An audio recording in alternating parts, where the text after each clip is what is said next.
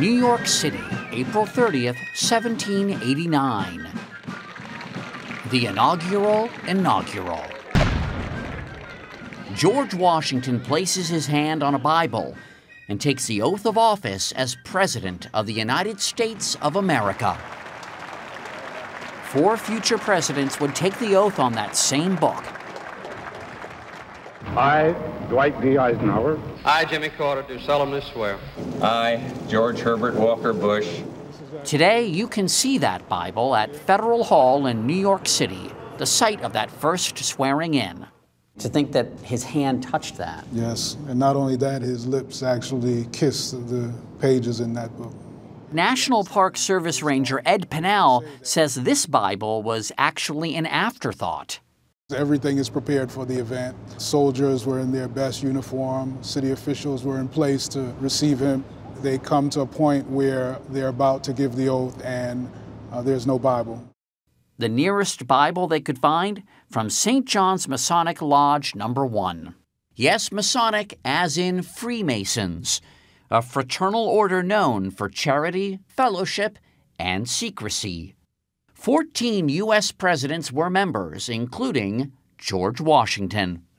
He's obviously held in particularly high esteem here. I mean, he's gold. Oh, indeed, indeed. Piers Vaughn is master of St. John's Lodge, which still owns that Bible. He and 2 fellow Masons carried the Bible, it must always be escorted by 3, back to their lodge so that we could take a closer look.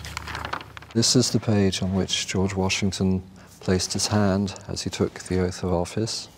Geez, you've opened this many times, and each time do you imagine him putting his hand? Absolutely. Vaughn doesn't believe the Bible was some last-minute fill-in. Now, we know that George Washington was a very devout man. It seems inconceivable that he wouldn't have thought of using a Bible.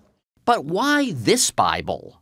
If they used a Bible which was associated with any particular church or denomination, that church would immediately declare itself the official religion of the United States of America. The Masonic Bible, in a sense, transcended denomination. Exactly. The story goes that Washington took the oath on a random page.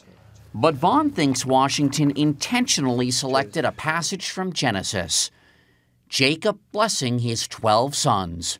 Where Jacob blesseth his sons. Yes.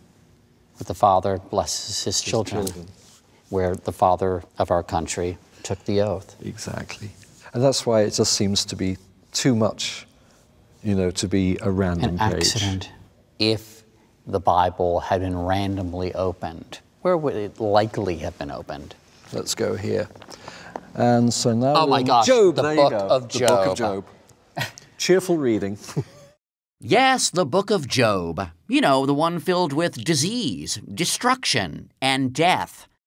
And that's not a very good foot to get off on. Probably not.